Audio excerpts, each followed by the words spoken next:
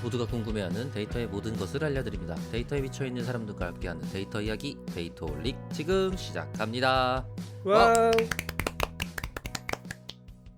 네, 멤버 소개하면서 시작하도록 하겠습니다. 박 박사님, 네, 자동화 생각에 뇌가 기계로 바뀐 박 박사입니다. 반갑습니다. 반갑습니다. 김 팀장님, 네, 데이터 분석으로 밥 먹고 사는 김 팀장입니다. 반갑습니다. 반갑습니다. 네, 피셔방님, 네, 머신러닝과 AI 시대의 통계학을 외치는 오하이오 낚시꾼 피셔박입니다. 반갑습니다. 반갑습니다. 와우. 와우. 데이터올릭은 유튜브, 팟빵, 애플 팟캐스트에서 들으실 수 있습니다. 그 외에 저희도 모르는 다양한 팟캐스트 플랫폼에도 많이 올라와 있습니다. 데이터올릭은 여러분의 후원으로 만들고 있습니다. 카카오뱅크 계좌로 후원해주고 계시는 귀동양님, 운누나27님, 펫빵으로 정기 후원해주고 계시는 나라간 오르크스님께 감사드립니다. 여러분의 후원, 구독과 좋아요가 많은 힘이 되고 있습니다. 팟빵과 유튜브 공지사항, 채널 정보에 후원 계좌가 있습니다. 녹음비, 편집비, 기획과 운영에 카페인 값으로 소중하게 사용됩니다. 방송을 들어주시는 모든 분들께 감사드립니다. 감사합니다.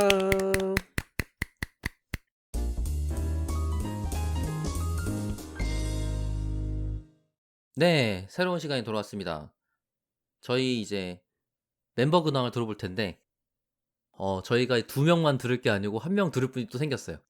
그러게. 아, 우리 피셔방님 근황 들어봅시다. 네. 요즘 어떻게 지내시나? 네, 저는 뭐 여느 때처럼 계속 리모트로 계속 일하고 있고요. 노스캐롤라이나에 여전히 살고 있습니다. 그 약간 힘든 점이라고 하면은 이 팬데믹이 언제 끝나고 회사로 언제 돌아가게 될지 지금 그 예측이 전혀 불가능하기 때문에 제가 집 계약을 해야 되는데 집 계약을 이걸 아, 장기로 할수록 점점 싸지거든요. 그런데 장기로 할 수가 없어요. 그래서 그러네. 어떻게 될지 지금 모르니까. 석 달씩 뭐 이렇게 네. 그래서 석 달씩 끊어서 하고 있는데 이렇게 하다 보니까 제가 장기로 하는 것보다 렌트를 좀 더 많이 내고 있어요. 아, 렌트비가 비싼 거네요. 짧게 계약한 대신에. 네네 그런 점이 좀 있죠. 그 대신에 이제 회사에서 뭐 인터넷 비용이라든지 뭐 약간의 비용 같은 걸 내주니까 전 회사에서는 안 그랬거든요. 그래서 그런 점은 조금 좋은 점이고요. 아니 그러니까 말이에요. 저희도 지금 대기업이긴 합니다만 이제 회사에 출근하는 사람들을 기준으로 약간 이런 뭐지 활동비 쪼에 등등등이 다 운영되고 있는 중이란 말이에요. 그런데 벌써 저만 해도 재택을 작년 8월에 시작해서 지금까지 계속 하고 있는데도 뭔가 집에서 재택하는 거에 대해서 비용이 변경되거나 아니면 그거에 대한 비용 지출의 구조를 변경하거나 하는 거에 대한 의사결정이 없더라고요. 그러니까 그게 쉽지 않은 일인 거죠. 당장 저만 해도 이제 집에서 안 쓸 전기를 집에서 일한다고 계속 전기를 쓰고 있고 그리고 밥도 먹고 있고 그러니까 집밥. 네, 커피도 커피도 내리고 직접 뭐 예. 네. 아니 돌고 돌아 저는 결국 드립백을 사기 시작했는데 한 잔에 1,000원이에요. 근데 지금 회사에서 먹었으면은 회사에 머신이 있던지 아니면 회사 비용을 쓰던지 했을 텐데 아니 집에 있는데 회사 비용 쓴다고 나가서 커피 사 먹고 이럴 순 없잖아. 혼자 있는 그리고 그게 다 내 노동력 들이는 거잖아. 예예예. 거기다가 법인카드 쓸 때 사실 커피가 내 커피값이 아니고 미팅할 때 쓰는 커피값 같은 거란 말이에요. 근데 내가 그렇지. 혼자 있는데 미팅한다고 밖에 나가서 커피를 사 와? 그것도 웃기잖아요. 그러니까 이거 배보다 배꼽이 더 커진 것 같은 거예요. 물론 이제 출퇴근 시간이나 여타 생각하면 당연히 제 입장에서는 집에 있는 게 좀 더 낫지만 물론 사람마다 그게 다르긴 하겠지만 좀 배 비용 배치를 조금 다르게 하면 좋지 않을까 이런 생각을 했던 것 같아요. 다들 고민할 것 같아요. 회사에서 커피 값이나 뭐 콜라 값은 지원해 주면 좋을 것 같네요. 그러니까 이제. 말이에요. 약간 네, 카페인 예, 값. 카페인 네. 값이랑 간단한 부식비 정도는 좀 그 왜 연료인데 연료. 그러니까 말이에요. 그러니까 그런 건 있었던 것 같아요. 이 뭐지? 화상 미팅을 할 때 좀 큰 미팅들은 아예 미팅 시 동시에 그러니까 뭐라 그래야 돼? 이게 회의 그러니까 일하는 미팅 말고 왜 친목도모하는 미팅들이 가끔 있잖아요. 그런 것들은 스낵박스 같은 거 보내주고 이런 거는 하기는 하는 것 같아요. 좋네. 네, 저희 회사도 한번 했어요. 예. 이제는 시도하는 중 정도인 것 같고 네. 그러니까 지금이 스낵24라는 스타트업을 이랑 싸워볼 수 있는 유일한 기회인 거지. 다른 이 음, 뭐지? BM으로. 시장이 하나 생겼네요, 이쪽에. 그럼요. 예. 근데 이제 말씀하신 것처럼 팬데믹이 없어지면 바로 사라질 시장인 건지 아니면 어떻게 자리를 차지하고 있을지 이게 고민인 거라 지금 커진다고 해서 미래가 어떻게 될지 모르는 거죠. 물론 스핀오프 할 수 있겠지만. 그 피셔박은 미국에서 집 구한다 그러셨잖아요. 궁금한 게 있어서. 거기는 예, 전세 뭐 이런 건 없잖아요. 어떤 개념이요? 보증금이 있고 그다음에 월세 개념인가요? 네, 보증금 플러스 월세인데 보증금을 뭐 한 달 월세 이렇게 내지는 않고 디파짓이라고 부르는데 저는 한 500불 정도 낸 것 같아요. 아, 그럼 뭐 거의 그래서 없네요. 네, 거의 그냥 생 월세라고 생각하시면 돼요. 네, 생월세. 그게 기본적인 네, 형태예요? 대부분 그렇게 하는? 네네. 음, 그 디파짓은 그렇게 많이 받는 경우는 제가 못 봤는데 모르겠어요. 어디인가 있을 수도 있는데 아마 제 생각에는 제가 일반적인 주거 형태일 것 같아요. 음. 그 방금 그 피셔박님 댁에 계시는 말하지 마. 양이님께서 말하지 마. 울음소리를 들려주셨는데 말하지 마. 그 집 구하실 때 고양이 키워도 되는지를 알아봐야 되나요? 아니면 어때요? 일상적으로 사람들이 많이 가까워서 괜찮을지. 예, 펫 되는 데가 있고 안 되는 데가 있는데요. 저는 당연히 이제 펫 되는 데로 왔는데 아, 되는 데가 따로 있는 거구나. 네, 근데 돈을 마리당 뭐 얼마 이렇게 내야 돼요. 아, 그래요? 펫피라고 해가지고 한 달에 저는 쟤네들 앞에 한 마리당 20불씩 내고 어, 그 다음에 입주할 때 일시불 개념으로 몇백 불 내고 또 그랬어요. 아, 동물을 키우기 때문에 내야 되는 추가 비용이 있는 거네요. 네, 돈이 꽤 음, 많이 듭니다. 네, 그게 일반적으로 다 그렇게 받는 거예요? 네, 펫 허용하는 아파트들은 다 거의 다 차지한다고 보시면 돼요. 안 하는데도 간혹 있기는 해요. 그게 어. 무슨 명목이에요? 설비가 망가지면 동물 때문에 망가지면 고칠 비용 이렇게 생각하는 건가? 일단 펫이 집에 있으면 뭐 털날림이라든지 뭐 배설물이라든지 이런 거 있으니까 위생상 없는 것보다는 아무래도 좀 그 더 안 좋을 거고 이 집 같은 경우에는 바닥이 그 카페트예요. 아, 그럼 그래서 청소 비용도 좀 더 든다고 보고 그런데 이제 그냥 제 생각에는 명목을 그냥 만들어서 더 징수할 거리를 찾았다. 아, 제 생각에는 네. 그냥 건수 하나 만들어서 그런가? 예, 물론 뭐 네, 예. 음. 없는 거, 펫이 없는 거에 비하면은 그 유지 비용이 더 들기는 할 거예요. 근데 그거에 비하면 좀 저희가 아무래도 의리니까 좀 과하다고 생각하죠. 그거 좀 제 신기하네. 입장에서는. 우리나라에서는 그렇게 돈을 따로 받는다는 얘기는 못 들어본 것 같은데. 아, 허용하는 신기하네. 케이스가 훨씬 적을 거예요.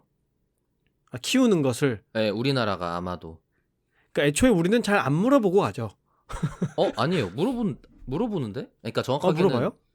정확하게는 집을 빌려주는 사람 쪽에서 물어보죠.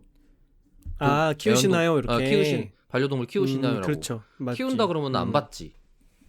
그렇죠. 싫어하는 분들은 받을 수 없죠. 네. 근데 그게 뭐 집이 망가질 거 생각해서라기보다는 그냥 싫어서 아닌가? 아니에요. 집이 아니에요? 망가져서예요. 아, 망가져서요? 그럼요. 네, 그 집에 어느 정도 데미지가 가죠. 지금 말씀하신 것처럼 비용 더 받는다 그러면 쌍수를 들고 할 것 같은데? 우리나라의 임대사업자분들한테는 얘기하지 않는 것으로.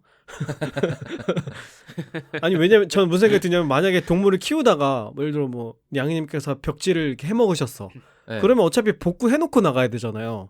그다음에 그쵸. 뭐 카페트에 문제가 생겼어. 그럼 어차피 그렇죠. 복구를 내 돈으로 해놓고 나갈 건데 왜 비용을 따로 또 받나? 저는 이제 이런 생각이 드는 거죠. 그거를 뭐지? 장판까지 전부 다 뜯어서 새로 해놓고 가는 건 아니잖아요. 그렇죠. 근데 이제 반려동물이라고 그러면 우리나라는 보통 강아지니까. 근데 이제 배변 관리가 훈련이 엄청 잘 돼 있기가 생각보다 쉽지 않단 말이에요. 그걸 주인 입장에서 항상 챙겨갖고 확인한 다음에 얘는 잘 돼 있네. 그러고서는 확인하고 오케이 이러는 게 아니니까. 그러면은 뭐 바닥을 닦은 것만이다라고 생각하기엔 거기 생기는 지속적인 데미지는 너무 당연하게 있는 거죠. 네, 그리고 미국은 대형견을 기르는 비중이 좀 높기도 하죠. 그럴 수도 있고. 데미지의 레벨이 다를 수도 있겠네. 네. 그러니까 아예 퉁쳐서 그럴 그냥 수 비워갖거나 이럴 있죠. 수 있을 것 같은데요. 네. 그게 뭐 차라리 맘 편할 수도 있겠네요. 그거 가지고 시시비비 하느니. 그쵸. 어쨌든 집을 빨리 사는 게 제일 좋습니다. 그러네요. 집을 살 계획을 갖고 계시는군요. 뭐 장기적으로는 그렇기는 한데 뭐 아직 구체적으로 알아보진 않았고요. 네. 알겠습니다. 풍부한 근황 감사드립니다. 아니, 미국 근황인데 이 정도는 들어야지. 언제 들어보겠어. 그러니까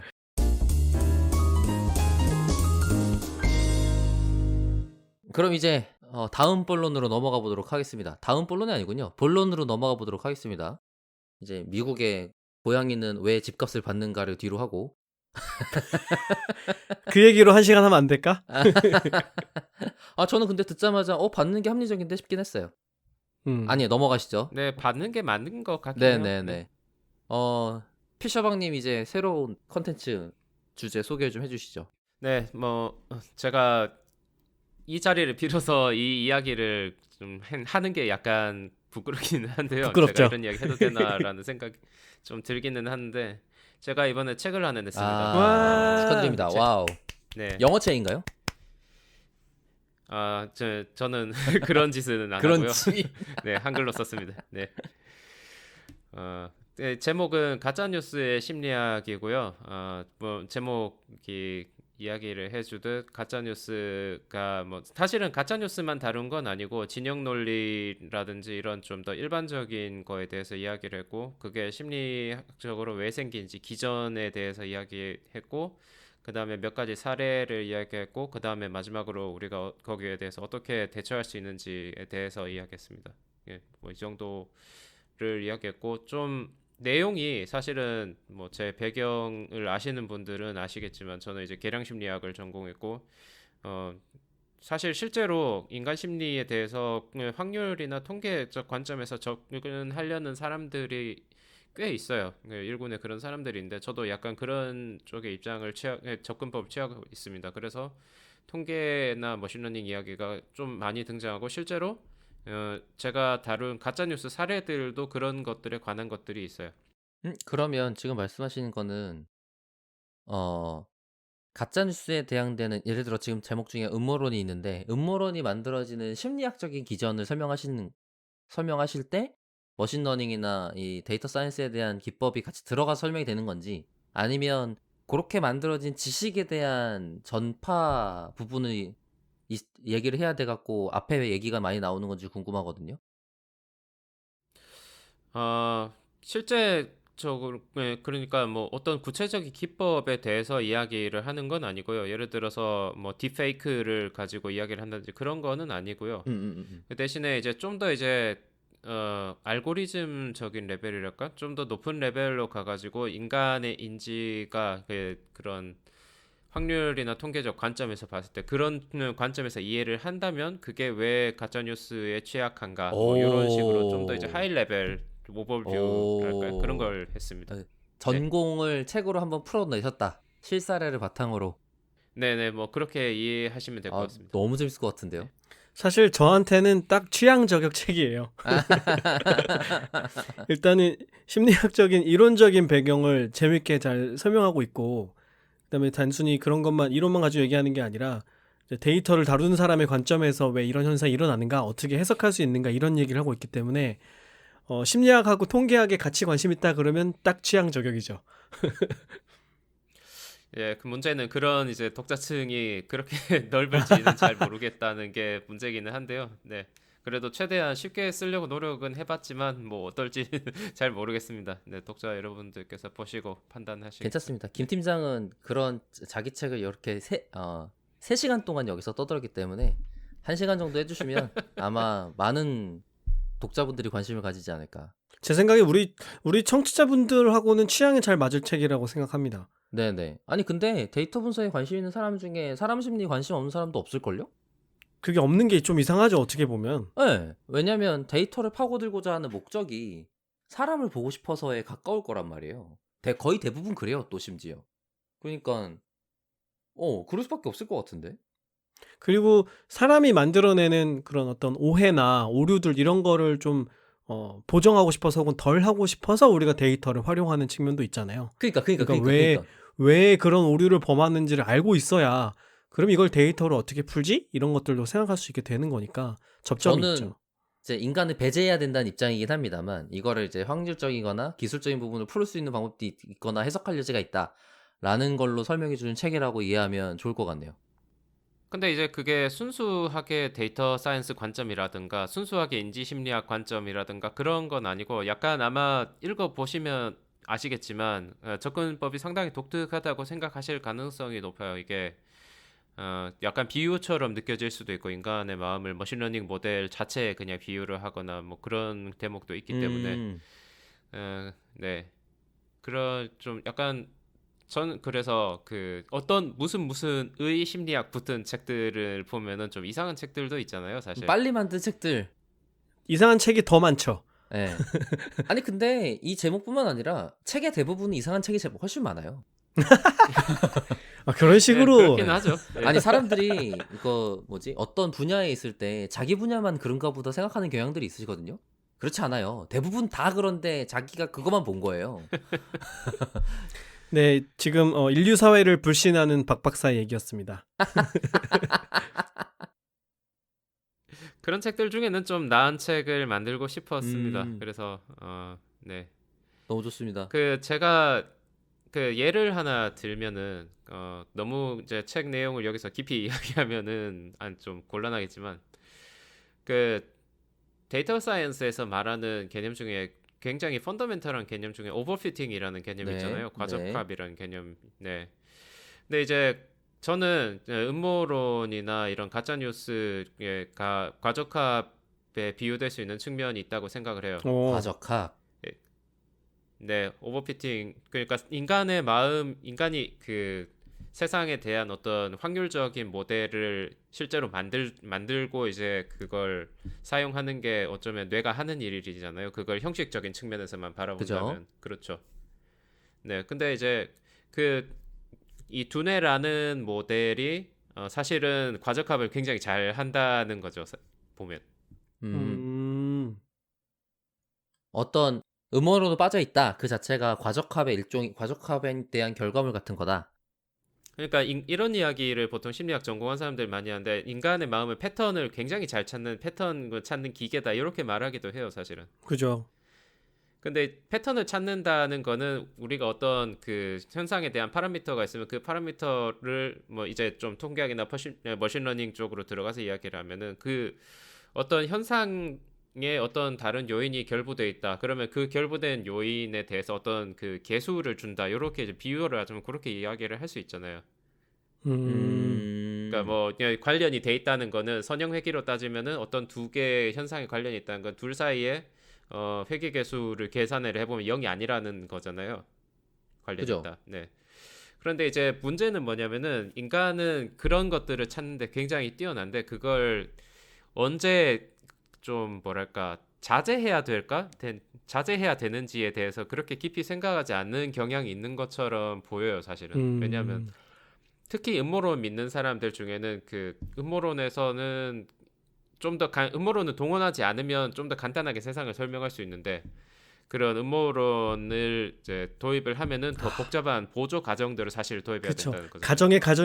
가정을 한 다음에 거봐 이게 내 말이 맞잖아 이렇게 되는 거죠.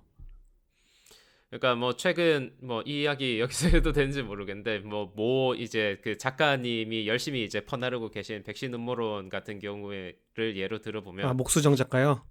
네, 뭐 네.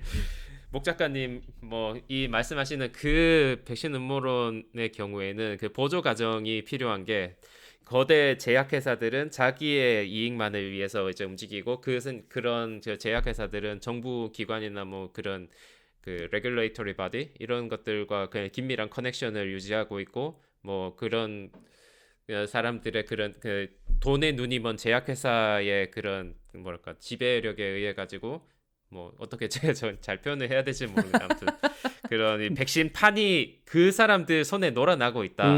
이런 이제 가정이 필요하잖아요. 그런 가정이 다 사실은. 있어야 백신을 불신하게 네. 되는 결론에 이르는 거죠. 그러니까 그 사실 그런 음모론을 확률적인 관점, 뭐 통계적인 관점에서 이해를 하면 사실은 굉장히 파라미터가 많은 모델이라는 거죠. 그런 게 없다고 가정하는 모델에 비해서 현상을 설명함에 있어서 말이죠.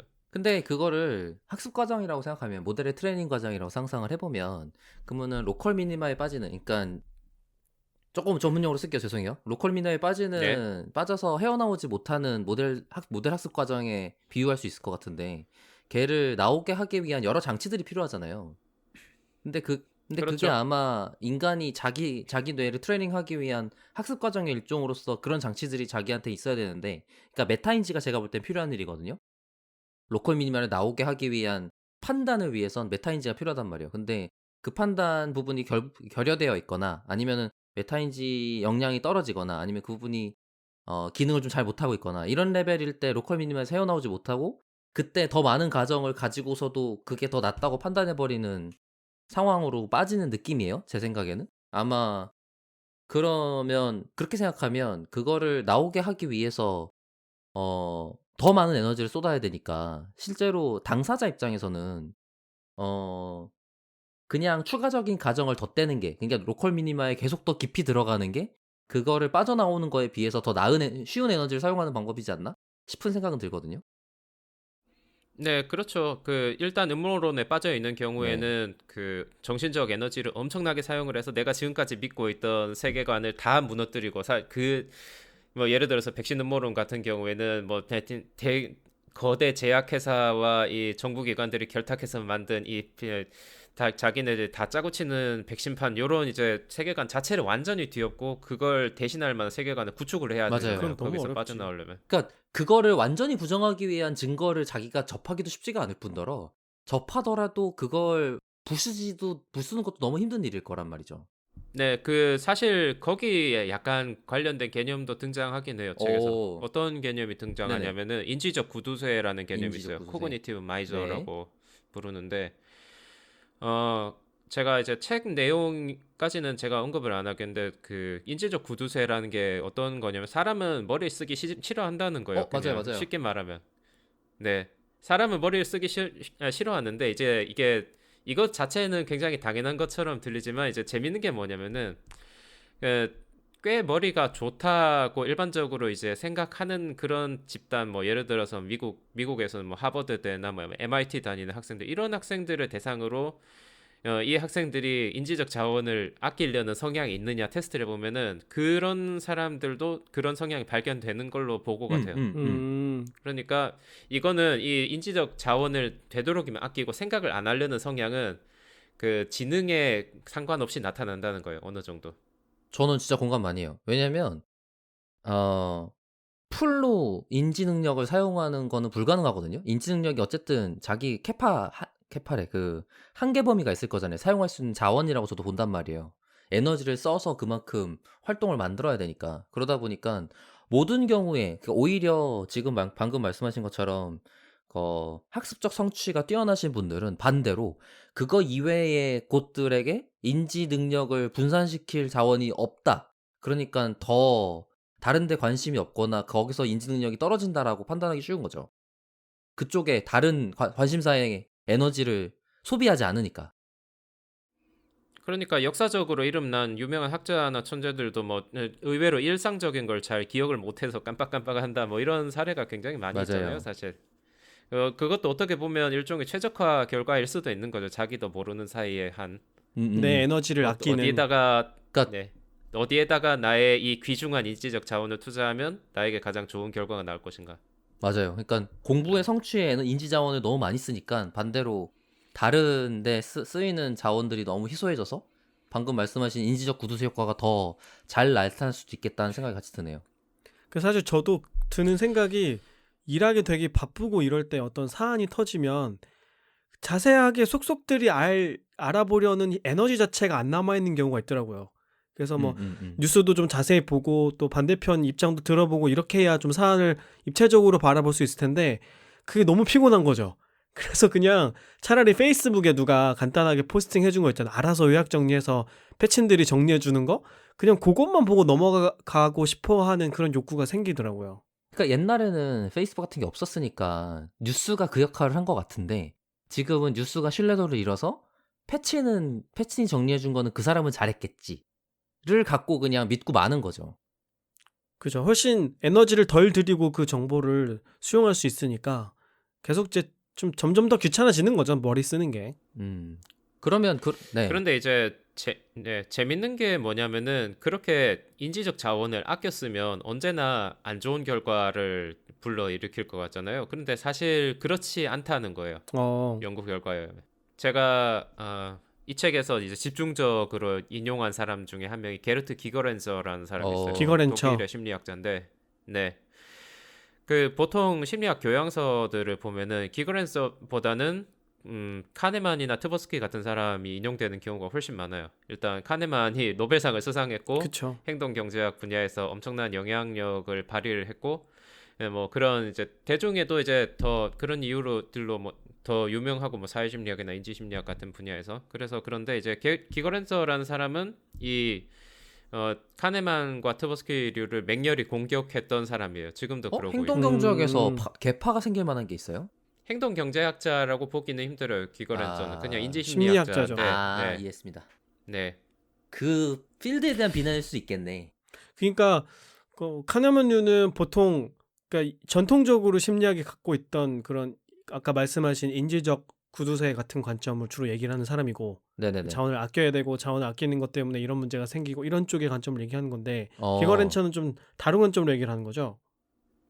그러니까 이제 카네만 트버스키류가 이제 말하는 거는 인간은 편향 덩어리, 인간은 오류 덩어리. 즉 그 이제 그렇게 말하게 된 동기가 뭐냐면은 이제 카네만 트버스키가 봤을 때 이제 이걸 이해할 이야기를 하려면 사실은 경제학에 대한 이야기를 조금 할 수밖에 없어요. 왜냐하면은 이 사람들이 이 카네만 트버스키가 집요하게 공격했던 게 합리적 인간이라는 이 가정이에요. 그 정통적인 경제학의 근간이죠. 그게 사람은 합리적으로 선택한다. 그런데 이제 그 카네만 트버스키가 보여준 거는 인간은 그 합리성, 경제학에서 말하는 합리성이 경제학적 합리성이라는 이 규준에서 벗어나는 짓을 끝없이 한다. 이게 이 두 사람이 보여준 거예요, 사실은. 사람들 이상한 실수 많이 하는데 이렇게 되는 거군요. 그러니까 뭐 똑같은 정보라고 해도 확률적 정보를 그 형식만 바꿔서 제시하면 예를 들어서 뭐 600명이 있는데 이 중에 200명을 살린다라고 했을 때와 400명은 죽는다라고 했을 때 요때 사람들이 사실은 똑같은 정보인데도 불구하고 그냥 서로 다르게 판단하더라. 선호도가 다르더라. 이런 이야기를 한 거죠. 그 사람. 그러면 합리적 인간에 대한 가정을 공격하는 공격하는 쪽 사람의 주장은 뭐예요? 이유에 대해서는 이야기는 별로 하지 않아요. 어쨌든 간에 인간의 그 심리에는 온갖 형식 논리와 확률적 논리에서 벗어나는 편향들이 발견이 된다는 거예요. 그냥 그걸 일단 깨는 것까지가 그 사람들이 한 거라고 생각하시면 될 거예요. 이해했습니다. 그래서 그게 그 호모 이코노미쿠스에 도전을 했고 그게 실제로 그렇지 않다. 그러니까 실제로 이제 사람들이 행동하는 하고 뭐 의사 결정을 하는 방법을 이해하기 위해서는 실제로 인간이 어떻게 이제 하느냐 그런 그 실험적인 연구를 해야 되고 뭐 너무 수학적인 이런 합리성을 사람들이 그대로 따라갈 거다라고 모델링을 해서는 안 된다 이거죠. 제가 곁가지로 들었던 것들 더하기 저의 개똥 철학은 합리적 인간이 맞을 텐데 아직 지표가 개발이 덜 된 거 아닌가 싶긴 하거든요. 그러니까 방금 네. 그게 이제 기거렌저가 한 말이에요. 그래요? 좋아요. 이제 재밌어지기 시작했습니다. 자기랑 비슷한 생각한다고. 뭔가 이상하잖아요. 그러니까 카네만 트버스키류가 하는 말이 맞으면 인간은 그렇게 뭐 속된 말로 멍청한데 어떻게 이렇게 성공적으로 살아남아서 만물의 영장이 됐냐는 거죠. 좋아요. 그러니까 이제 그 기거렌저의 뭐 이 사람 한 명만 있는 건 아니고 뭐 공동 연구 그룹이 하나 있는데 이제 이쪽에서 말하는 거는 이제 이콜로지컬 레셔널리티라고 해가지고 생태학적 합리성이라는 개념을 사용을 해요. 그러니까 이 사람들이 말하는 합리성은 실제로 기거렌저가 쓴 논문도 그런 게 하나 있는데 아마 제가 정확하게 기억을 하는지는 모르겠는데 이 사람이 카네만과 트버스키를 공격하는 논문을 쓰면서 그 논문 제목에 붙였던 게 On the Vague Norms of Rationality인가 뭐 아무튼 요 비슷한 건데 이게 의미가 뭐냐면은 너희가 규정하는 합리성의 그 정의는 굉장히 협소하고 편파적인 거다.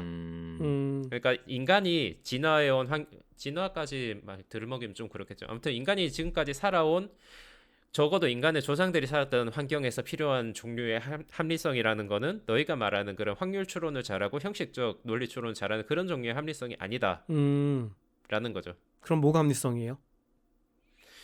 그러니까 이 사람들이 말하는 합리성은 매우 간단한 의사결정 규칙. 아까 제가 말씀드린 그런 인지적 구두쇠라는 성향도 사실은 자원을 아끼기 위한 거잖아요. 이게 생태학적인 그 생물학적인 관점에서 보면. 그러니까 언제나 그 가용한 인지적 자원은 제한되는데 요 한계 내에서 간단하면서도 어느 정도 잘 작동한 의사결정 규칙을 이제 찾는 쪽으로 인간 인지가 진화해 왔다는 거예요. 그러니까 완벽하게 형식 논리적인 문제, 확률적인 문제에 대해서 답을 주는 게 아니라. 아니 근데 그거를 그 합리적인 인간이라는 게 제가 말씀하신 것 중에서도 뭐라 그러면 좋지? 그걸 만들려고 노력하는 과정이 박사지 않나요? 그런 응? 형식 논리의 완결성이 꾸준히 챌린지 받고 디펜스 해야 되는 훈련을 받는 사람이 박사지 않냐 이거지. 그게 학문이지, 학문. 그러니까 학문이잖아. 예, 지식 과정을 근데 만드는 네, 사람들이 네, 그런 완결적인 논리 지식을 만들기 위한 훈련들을 받는 사람들인 거고, 그렇다는 얘기는 모든 사람은 그걸 훈련받지 않으면 장취하지 못하는 어려운 능력이다라는 뜻이잖아요. 그렇지. 기본적으로 그렇죠. 탑재되어 있지는 않은 거지. 근데 지금 그렇게 훈련이 되고, 그리고 심지어 이상적으로 완전히 훈련되었다가 모든 인간이다라고 가정하는 게 이상하다는 거지. 그러니까 이렇게 학문의 발전 그렇죠. 자체로 증명이 되어 있는데. 네. 그러니까 그 여기서 이제 재미있는 접점이 하나 이제 또 이제 통계 머신러닝하고 네네. 생기는데 이건 이제 제가 기그랜저 교수가 제가 그 오하이오 주립 때 처음 입학했을 때 강연을 한번 온 적이 와우. 있어요. 근데 아하. 이 자리에서 실제로 이제 한 말인데 그 간단한 의사결정 규칙이 자기가 봤을 때 예를 들어서 뭐 이런 게 있어요.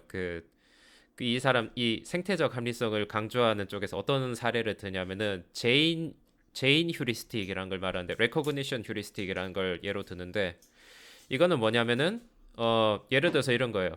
어 어떤 두 도시를 주고 두 도시 중에 어떤 게 더 크겠냐고 물어봐요 사람들한테. 예를 들어서 뭐 한국 사람이면 서울하고 뭐 강릉 중에 어떤 게 더 큰지 당연히 알겠죠.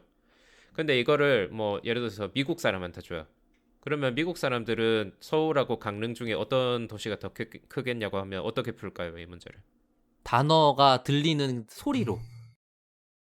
아니, 수도라는 정도는 알고 있지 않을까? 그러니까는 수도니까 크겠지. 뭐, 아니 부산이랑 강릉이라고 하자고. 사람들이 전혀 들어본 적이 없는. 전혀 모른다고 하면, 음, 음, 음. 그럼, 전혀 모르면 좀 힘들겠지만 서울하고 강릉이면 아무래도 들어본 도시를 선택할 것 같지 그러니까 그러네요. 않나요? 서울은 네. 많이 들어본 이름이니까 수도니까 네, 크겠지. 뭐 그것도 안 이렇게. 들어봤다면 어쩔 수 없는데. 예, 예, 네. 예.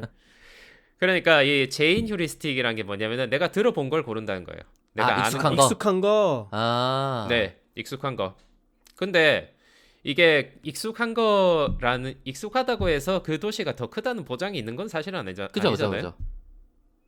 근데 이 휴리스틱이 잘 작동할 것 같지 않아요? 그런데 실제로 잘 그렇겠죠. 작동하지 않나요? 실제로? 너무 많이 증명돼 있는데? 그게 왜 그러니까 이게 잘 작동하는 이유가 뭐냐면은 어떤 도시가 유명한 정도랑 그 도시의 규모 사이에 사실 환경적으로 그게 상관이 있기 때문이잖아요. 그렇겠죠. 근데 그 휴리스틱 자체는 논리적으로 잘 작동해야 되는 이유는 없고 그냥 환경이 그렇게 생겨 먹었기 때문이잖아요. 그렇죠. 그렇기 때문에 이제 이런 아주 간단한 휴리스틱도 사실은 말이 안 되는 것 같아 보이지만 그게 환경이 사실 그 휴리스틱의 합리성을 부여하면 그거는 합리적인 의사결정 규칙일 수 있다는 거예요. 그러니까 나도 모르는 새에 일반적으로는 들어맞을 가능성이 있는 규칙을 습득해 왔을 거다. 이런 전제인 거군요. 그리고 이제 뭐 진화 심리학 같은 이야기를 하는 거는 아닌데 아마 뭐 생태적으로 그렇게 진화 과정에서 그런 것들이 우리에게 내재되었을 거다. 아마도. 생존에 도움이 됐을 거다. 근데 이제 여기서 더 재밌는 게 뭐냐면은 그런 간단한 의사결정 규칙들이 성공할 수밖에 없는 이유에 대해서 통계 머신러닝적인 설명을 또 기그랜저가 내놔요. 이게 왜 그러냐면은 간단한 의사결정 규칙은 통계학에서는 간단한 모델에 해당돼요, 네, 사실은. 네.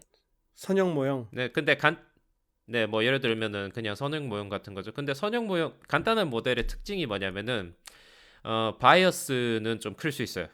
근데 베리언스가 굉장히 작아요. 그거 풀어서 설명해 주셔야 돼요. 네, 바이어스는 뭐냐면은 그러니까 편향이라는 거는 뭐 주어진 정보를 충분히 활용하고 있지 못하다는 거예요, 네. 사실은. 근데 이제 베리언스가 작다는 말은 외부의 환경에 따라 가지고 의사결정 규칙이 이랬다 저랬다 엄청 획획 바뀌지는 않는다는 거예요. 크게 보면 그쵸? 맞는다. 강건하다는 거죠. 강건하다. 네. 얼추는 맞다.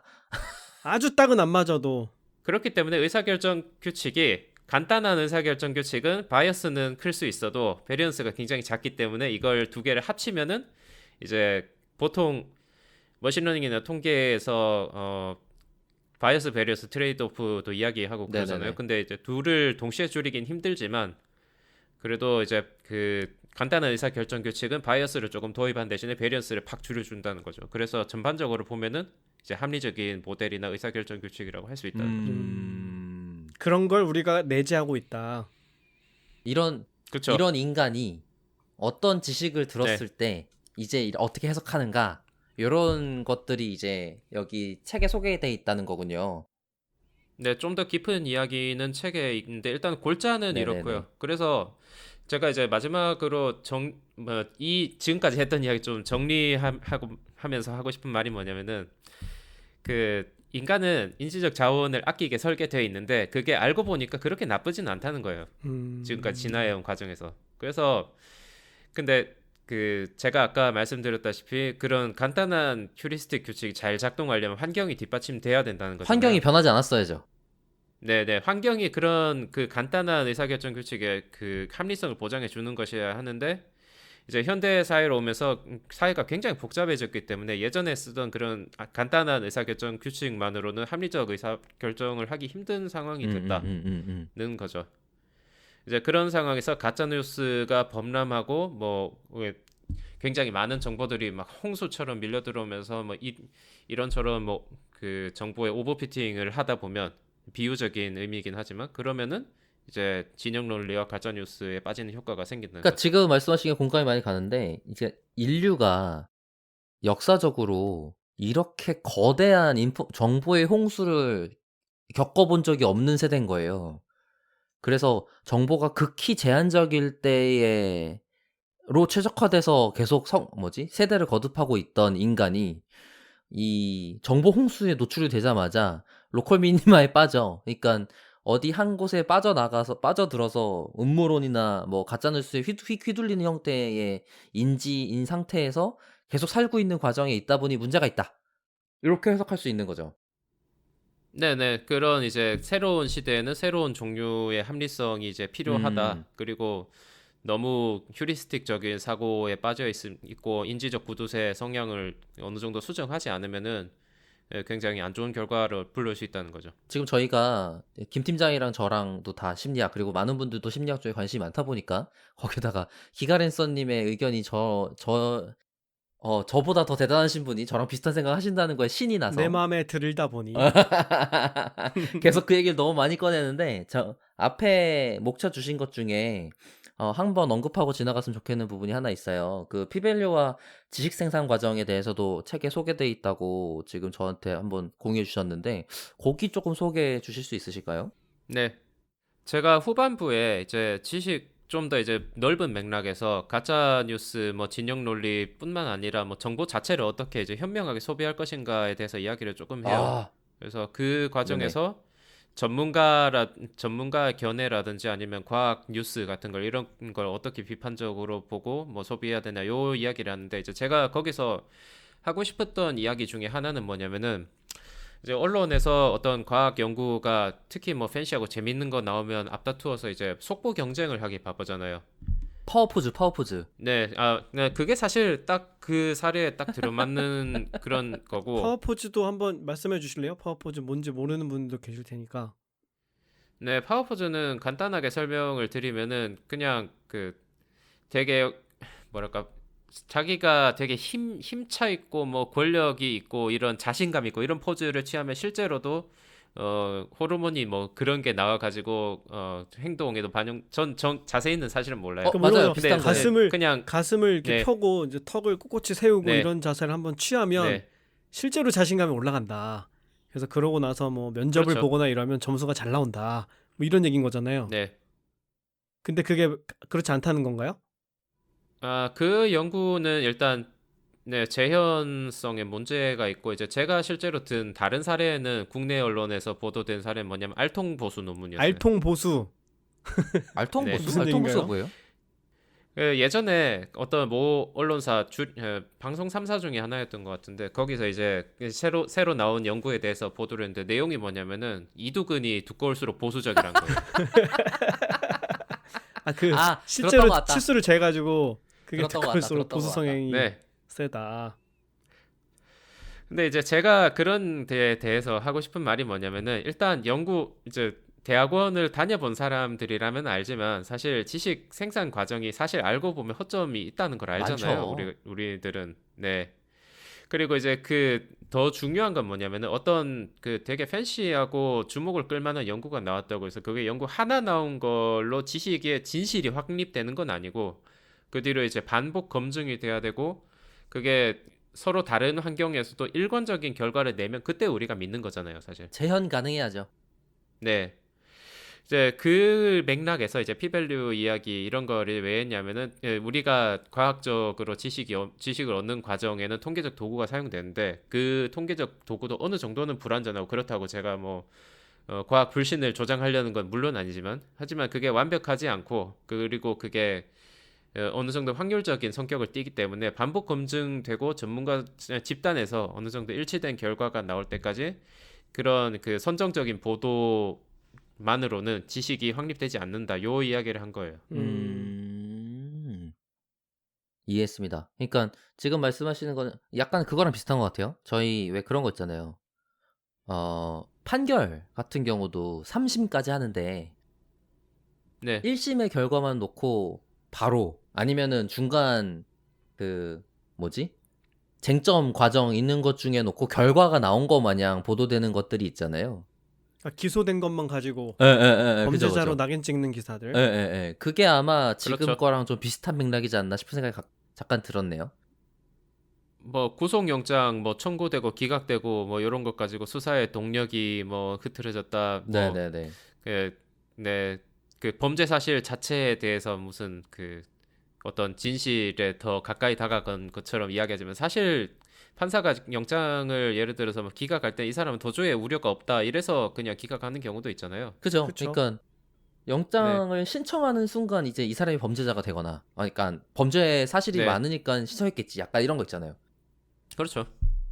거기다가 그런 걸 빗대어 생각을 해보면, 논문이 하나가 나와서 결과가 예뻐 보이면, 기사가 앞다투어 나올 텐데, 그게 뒤에 새롭게 재현성이 보장되는 다른 연구들이, 팔로우업이 안 되면, 그게, 제대로 된 지식, 그러니까 새롭게 저희가 확보하고, 발견해낸 지식으로서 정립되기가 쉽지가 않은데, 그 전에 아주 1차 단계, 그러니까 예를 들면 취업에 비교해보면, 이제 서류 면접 통과한 것 같은 애를 가지고 막 채용된 거 마냥 말하는 것처럼 기사가 나가는 거 아니에요.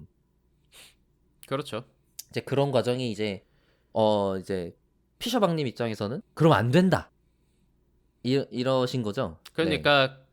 그러니까 그게 뭐 엄밀한 의미에서 가짜 뉴스나 진영 논리나 뭐 미스인포메이션이라고 부르는 거나 거기에 엄밀하게 해당되진 않지만 그래도 거짓 정보가 생산되고 유통되는 그런 좀 넓은 의미에서 그런 것에 해당된다라고 생각을 했어요. 음. 그래서 포함시켰습니다. 네. 제가 근데 최근에 클럽하우스를 좀 해보니까 방 이름을 낚시성으로 하는 게 효과가 좋아요. 약간 뽕 맞는 느낌이야. 당연히 좋지. 근데 평생 그것만 하는 사람 입장에서 그거를 안 할까? 못 하고 싶을까? 아니면은 그거에 대한 뭐라 그러지? 이런 직업의식이 그런 식으로 잡히기가 어렵겠다는 생각을 굉장히 많이 하거든요.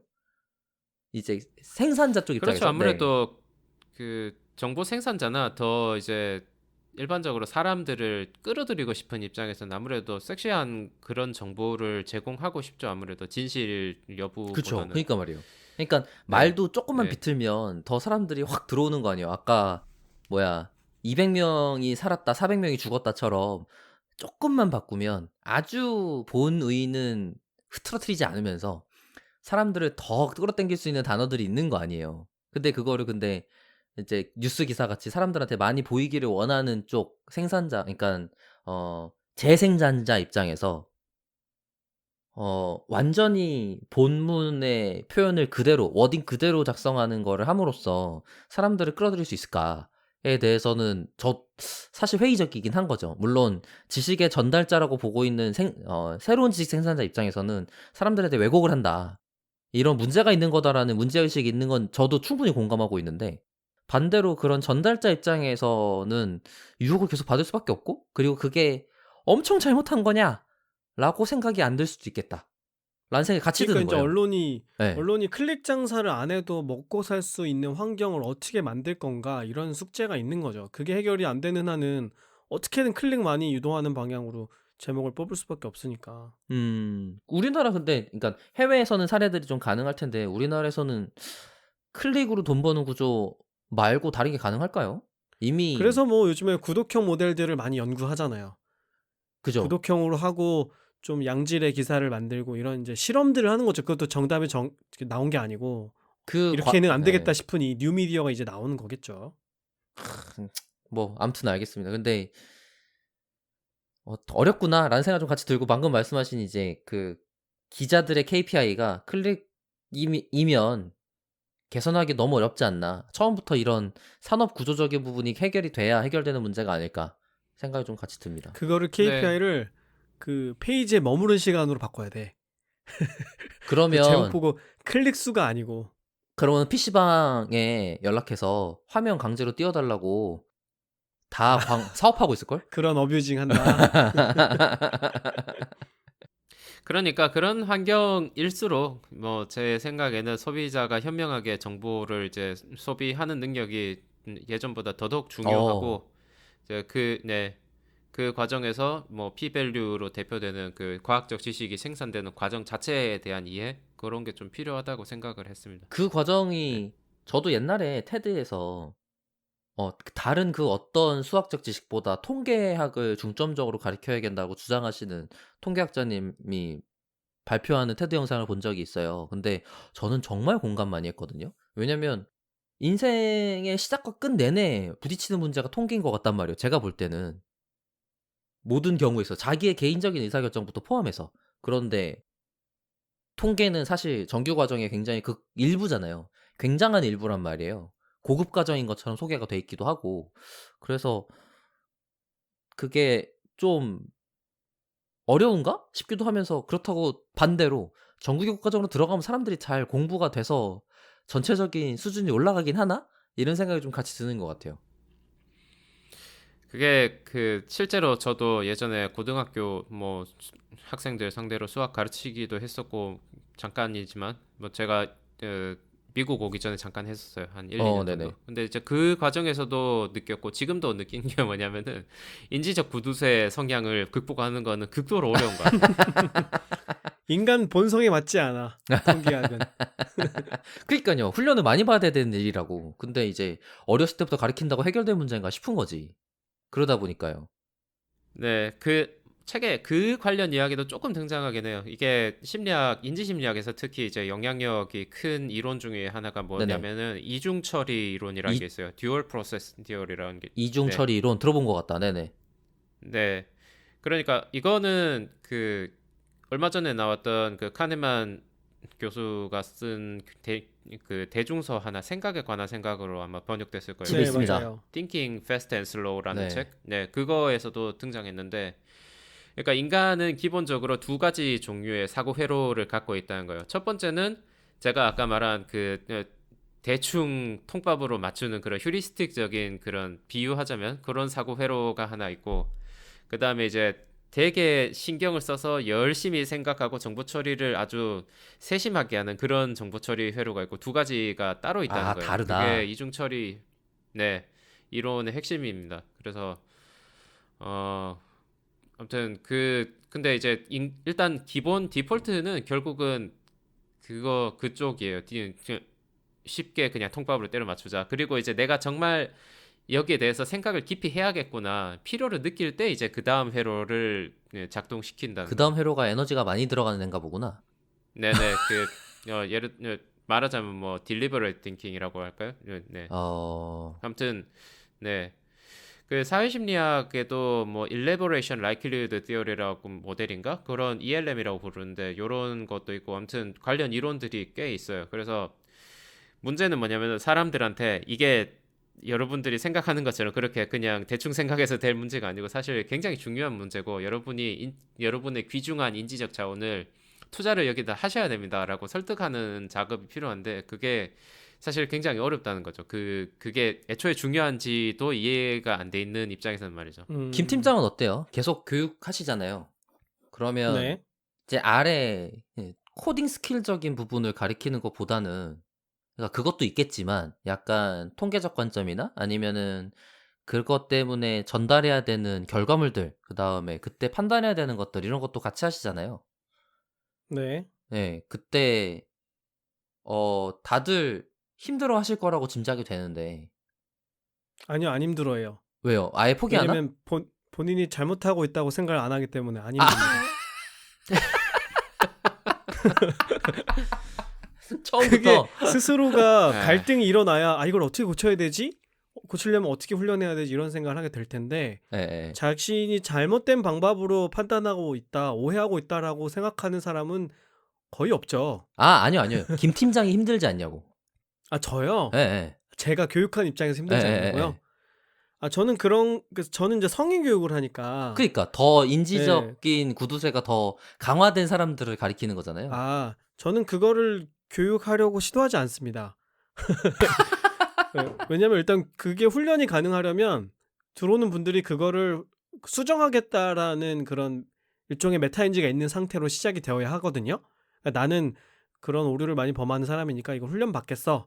훈련 받는 게 나에게 좋겠어. 이런 게 일단 마인드셋이 있어야 그 다음에 제가 설명드리는 방법론들이나 이런 걸 학습하시게 되겠죠. 네네네. 근데 오랫동안 기업에서 일을 하셨던 분들은 특히나 그렇지 않죠. 오히려 더 확신감을 더 많이 가지고 있고 자신이 일을 하는 방식이 합리적이라는 강한 인식을 갖고 있기 때문에 그걸 깨야 된다는 생각은 잘 안 하세요. 그러니까 예를 들면 데이터를 학습하는 분들도 자기가 분석한 결과물에도 오류가 있을 거다 이런 식으로 생각하는 사람 많지 않아요. 우리 회사에 나온 저 보고서 문제 있어 이렇게 얘기하시지. 그렇기 때문에 그것을 훈련하는 게 가능한지도 저는 잘 모르겠고 네, 그리고 시도해 본 적도 없고 네 그렇죠. 알겠습니다.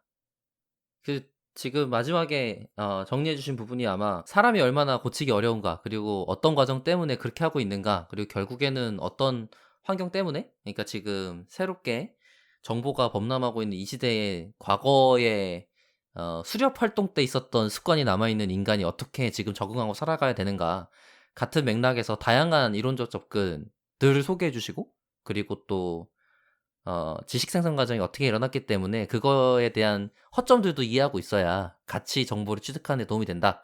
같은 정도로 설명을 해주시면서 책을 소개해 주셨습니다. 김 팀장이 네. 먼저 소감하면서 이제 슬슬 마무리하면 좋을 것 같은데 어떠신가요? 네. 일단은 가짜뉴스의 심리학은 일단 제 책상 위에 지금 올려져 있고요. 아, 뭐야. 어젯밤에도 어젯밤에도 보다가 네, 잠에 들었는데 근데 저는 굉장히 반가웠어요. 왜냐면 그 심리학 교양 서적들이 굉장히 많은데 현실의 문제를 다뤄주는 책은 잘 없어요. 다 너무 옛날 얘기만 하거나 사례들이 좀 멀리 떨어져 있는 얘기들을 많이 하는데 이 책은 당장 지금 일어나고 있는 사회 문제들을 우리가 어떻게 해석해야 되고 어떻게 대처해야 되는가 이런 얘기를 하거든요. 예를 들면 백신에 대한 그런 음모론들 왜 생겨나고 그럼 우리는 어떻게 대처해야 되는가 이런 얘기를 해주거든요. 그래서 저는 그때 심리학을 공부한 사람으로서 되게 반가운 마음이 들었고 그다음 또 하나는 읽으면서 새삼 깨닫게 됐어요. 아 심리학 재밌는 거였지? 이거를 한동안 잊고 있다가 이걸 보고 이거 원래 재밌는 거 나 원래 이거 좋아했었는데 하는 생각을 다시 하게 됐고 또 이거를 또 이제 준성님이 데이터 사이언티스트 일을 하고 계시니까 그 관점에서 이렇게 설명을 할 수 있구나. 그럼 이거는 심리학 이론을 모르는 사람들 중에 데이터 사이언스를 공부한 사람들은 뭐 지금은 더 많을지도 모르잖아요. 그럼 그런 분들한테는 이런 방법으로 설명을 하고 설득하는 게 더 효과가 있을 수도 있겠구나. 그러면 내가 만약에 나중에 분석을 하거나 보고서를 작성해야 되는 일이 생겼을 경우에 이런 관점으로 설명해도 이해하는 데 도움이 되겠구나. 이런 인사이트를 저는 얻어서 되게 재밌게 보고 있습니다. 감사합니다. 네. 저도 지금 오늘 방송 얘기를 들으면서 빨리 사야겠다. 제가 아직 구매를 못해서 죄송합니다. 먼저 빨리 사야겠다는 생각이 들었습니다. 그러니까 어 이런 얘기 제가 뭐 제 자랑하는 건 아니지만 항상 좀 신기한데, 제가 가지고 있었던 틀이 그래도 요즘 최신에 해석하고자 하는 심리학들과 좀 맥이 닿아 있는 부분들이 있어서 '아 내가 공부를 헛하고 있진 않구나. 내가 주관을 잘못 가지고 있진 않구나.'라는 생각을 하게 되는 시간이었어 갖고 정말 내 감사하게 생각과 생각합니다. 비슷한 걸 보니 심리학이 잘하고 있구나. 그쵸. 아까 나왔던 거죠. 아는 거를 더 좋아하잖아요. 아는 걸로 선택하잖아. 저는 이제 저의 이 뭐지? 인지적 구두쇠를 이쪽으로 계속 만들어 나갈 겁니다, 아마도.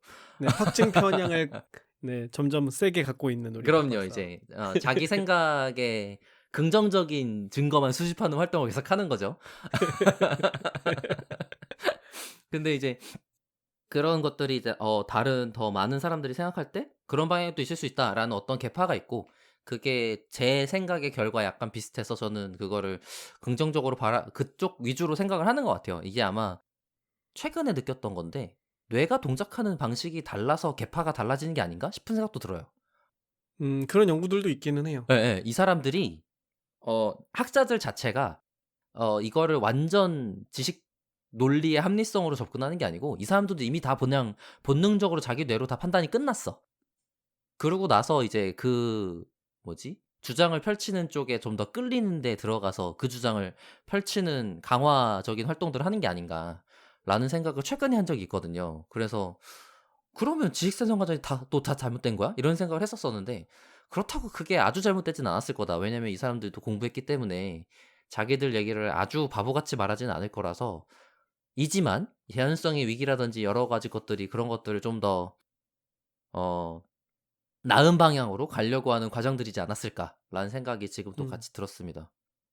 그니까 학회가 있는 거겠죠? 학회에서는 여러 주장들이 있고 서로 논박을 하잖아요. 네. 그럼 우리가 그 전체를 봐야 뭐가 주류가 될 수 있고 뭐가 수용될 수 있는 일반 지식인지를 판단할 수 있는 거니까 개인 학자의 주장을 보는 게 아니라 학계에서 무슨 얘기를 해야 되는지를 이제 봐야 되는 거죠. 맞아요. 저는 그래서 이 최근에 데이터 사이언스 붐이 되게 반가워요. 왜냐면 데이터 사이언스라는 거 결국에는 그런 학계의 활동들을 산업계에서 한다라고 저는 해석하거든요. 제 개인적인 해석이 그래요. 그러다 보니까 학계가 과거에 비해서 셀링을 더 잘해야 돼요. 음. 자기 거를 설명하는 걸 더 잘해야 돼. 안 그러면은 아무도 안 읽어줘. 너무나 정보가 많으니까. 그래서 그냥 유명 학회지 내는 것만으로 끝날 일이 아니게 되기 시작한 거예요, 최근에는 더욱더. 아직도 유명 학회지 내는 게 중요한 일이긴 합니다만. 그래서 더 이제 지식의 생산이라는 게 더 대중화되고 있는 과정 중이고, 덕분에 그것 때문에 아직 어 뭐라 그래야 되지? 과도기를 겪고 있는 거 아닌가. 꽤 긴 기간 동안 과도기를 겪고 있는 거 아닌가라는 생각이 듭니다. 그래서 지금 피셔박 님께서 출판해 주신 책이 그런 과정 중에 많은 사람들한테 등불이 될, 등대가 될 그런 책이 될 거라고 믿어 의심치 않고 빨리 저도 구매하도록 하겠습니다. 네, 감사합니다. 그럼 피셔박 님께서 오늘 방송 진행하신 거랑 이제 책 홍보하시면서 마무리하시면 딱 적당할 것 같습니다. 네, 일단 저를 홍보할 수 있는 기회를 주셔서 감사드리고요. 그리고 아마 이 책은 제가 특히 데이터올릭 청취자 여러분들께서 재미있게 읽으실 수 있을 것 같아요.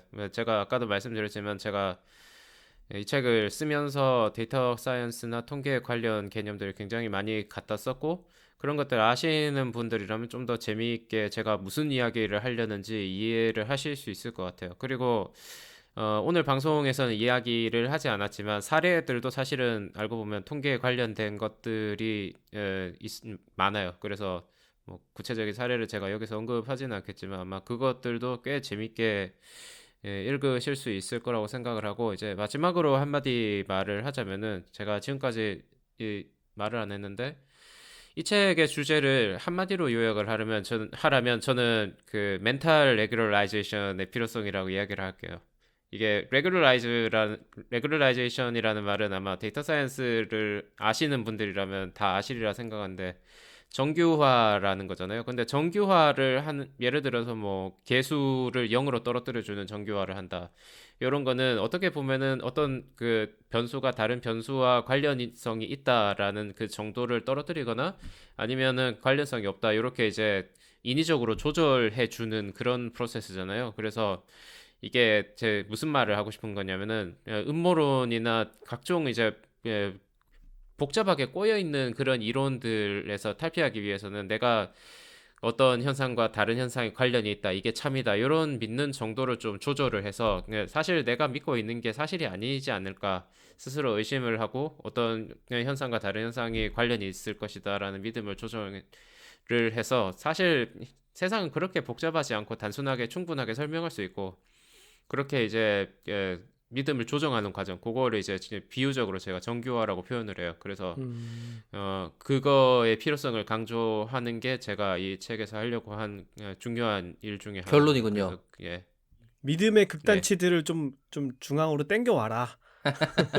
네. 모델 좀 단순화하고 이 모형을 좀 더 간단하게 만들고 음. 네, 너무 복잡한 모형 만들지 말고 세상에 대해서 과적합하지 뭐 말자. 물론 네, 때로는 필요하지만 네, 대체로 세상은 그렇게 복잡하게 돌아가지 않고 음모론적으로 돌아가는 경우는 극히 드물다라는 게 제가 하고 싶은 말입니다. 좋습니다. 지금 얘기를 들어보면 아마 책이 최근에 이제 데이터 사이언스에 관련된 지식들이 사람들에게 많이 대중화되고 있다 보니까 그걸 메타포 삼아서 비유적으로 삼아서 사람의 인지가 어떻게 형성되는지 설명할 수 있는 하나의 사례 예시들을 이제 책으로 소개를 해주신 것 같고 그런 부분이 아마 조금 많은 사람들이 재밌게 이해하기 쉽게 읽을 수 있지 않을까라는 생각이 듭니다.